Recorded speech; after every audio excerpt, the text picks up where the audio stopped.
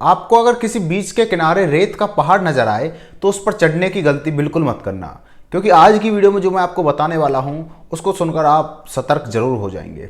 नमस्कार दोस्तों, स्वागत है आप सभी का आज की इस वाली वीडियो में। अमेरिका के बीच पर एक लड़का खेल रहा था जिसका नाम नेथन होता है। नेथन अपने भाइयों के और बहनों के साथ खेल रहा था। उसके माँ बाप बीच के किनारे थे और वो एक रेत के पहाड़ पर दौड़ रहे थे।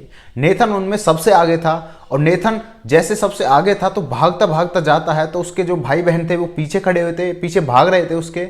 जब वो देखते हैं कि नेथन एकदम से जमीन में, जो वो रेत के ऊपर भाग रहा था, उस रेत में भीतर धंस गया है, तो उसके भाई बहन भागकर नीचे जाते हैं और उसके माँ बाप और सारे बड़े लोगों को बताते हैं। वहाँ पर लोग आते हैं, देखते हैं कि वहाँ पर तो एक खड्डा हुआ पड़ा है, तो लोग आसपास से ऐसी चीज़ें इकट्ठा करने शुरू कर देते हैं जिससे नेथन को बाहर निकाला जाए।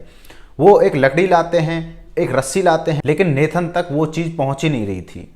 अब क्या होता है, नेथन तक सारे ट्राई मार लिए थे लोगों ने नेथन तक पहुंचने के लिए। अब लोग उस गड्ढे में खोदना शुरू करते हैं अपने हाथों से, लेकिन हाथों से जितना वो खोद रहे थे उतना ही उस गड्ढे के अंदर गिरता जा रहा था। अब लोगों को 15 मिनट तक खोदने के बाद लोगों को समझ में आ गया था कि इसको हम जितना खोदेंगे उतना ही नेथन इसमें दबता चला जाएगा। अब वो लोग सरकार पे, जो पुलिस पे, उस पर फ़ोन करते हैं। पुलिस, एम्बुलेंस और एक जेसीबी वहाँ पर पहुँचती है और जेसीबी को खुदाई पे लगा दिया जाता है। लेकिन जेसीबी के साथ भी ऐसा ही हाल हो रहा था जैसे कि लोगों के साथ हो रहा था। जितना जेसीबी खोदती जा रही थी उतना ही उसमें गिरता जा रहा था। मतलब कि आप 4 कदम आगे जा रहे हो और 3 कदम फिर से पीछे आ गए हो, ऐसा उसका हाल हो रहा था। और कभी कभी 4 कदम और आगे जा रहे हो और 6 कदम पीछे जा रहे हो, ऐसा उसका हाल हो चुका था। रेती भीतर ही धंसती जा रही थी। और जब लोगों ने सरकार, पुलिस के पास फ़ोन किया था तो वो पुलिस वाले और जो एम्बुलेंस, जो भी आए थे जेसीबी वाले, वो कहते हैं उस मिट्टी को छेड़ना मत। तो लोग जो हैं वहाँ से दूर हट जाते हैं और उनका आने का इंतज़ार करते हैं। अब जेसीबी को खोदते खोदते 4 घंटे बीत जाते हैं, लेकिन जो लोग हैं वो बहुत ही निराश हो चुके थे और लोगों को अब ये तो पता चल चुका था कि नेथन अब जिंदा वापस नहीं आ सकता। कम से कम जो वो खुदाई कर रहे थे, कम से कम उसकी लाश तो मिल जाए, इसलिए ही वो खुदाई कर रहे थे, जिससे कि उसका अंतिम संस्कार हम कर सकें। अब वो खोदते जा रहे थे, तकरीबन 4 घंटे तक वो जेसीबी खोदती है। जब खोदने के बाद जब नेथन के करीब वो पहुँचते हैं, जो जेसीबी का खोंचा होता है वो करीब पहुंचने वाला होता है, अंदाजे से जब लोग लगाते हैं तो 2-2 इंच की माटी हटाकर जेसीबी देखती है कहीं जो जेसीबी का खोंचा है वो उसे 2 हिस्सों में ना अलग कर दे नेथन को। इसलिए वो ऊपर ऊपर से माटी हटाने लगते हैं, क्योंकि बहुत देर हो चुकी थी। तो लोग अंदाज़ा लगाते हैं कि नेथन यहीं कहीं पहुंचा होगा।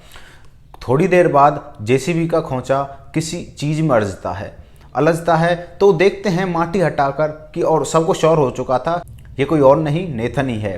तभी एक वर्कर ने नेथन का हाथ पकड़ के ऊपर उठाया और नेथन वहाँ पर बेहोश पड़ा हुआ था। उसकी सांसें चल रही थी या नहीं चल रही थी। उसको तुरंत एम्बुलेंस में बिठाया जाता है। एम्बुलेंस हॉस्पिटल में जाती है तो वहाँ पर डॉक्टर उसका इलाज करने बैठ जाते हैं। डॉक्टर उसको ऑक्सीजन वगैरह दे रहे थे, लेकिन नेथन पर उसका कोई भी असर नहीं दिख रहा था। बहुत तकनीक आजमाने के बाद भी नेथन के कोई फ़ायदा नहीं हो रहा था, ना ही उसको सांस आ रही थी। उसके फेफड़ों में भी रेत घुस चुका था।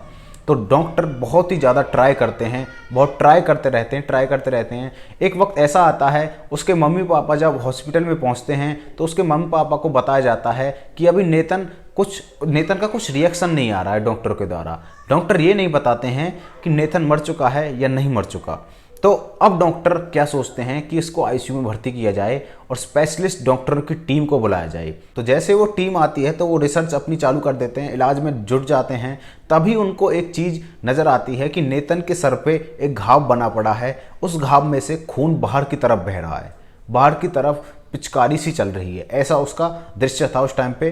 और डॉक्टर अब कंफर्म हो चुके थे कि अब नेथन बच सकता है। तो डॉक्टर सारे एकजुट होकर लग जाते हैं नेथन का इलाज करने में। बहुत देर बाद एक न्यूज़ आती है कि नेथन की सांसें चल रही हैं, वो जिंदा है। उसके माँ बाप उसको देखकर बहुत खुश होते हैं और 2 हफ्तों में नेथन वहाँ उस हॉस्पिटल से निकल आता है और अपने भाइयों के साथ दोबारा खेलने के लिए चले जाता है और दोबारा अपनी ज़िंदगी आराम से काट रहा था। प्रॉब्लम यहाँ हुई थी, नेथन के फेफड़ों में रेत घुस चुका था, उसके कारण डॉक्टरों को बहुत ही ज़्यादा दिक्कत हो रही थी। तो दोस्तों यही थी आज की ये वाली स्टोरी। वीडियो आपको अच्छी लगी तो वीडियो को लाइक एंड चैनल को सब्सक्राइब जरूर कर देना। मिलते हैं किसी नेक्स्ट वीडियो में, तब तक के लिए बाय बाय।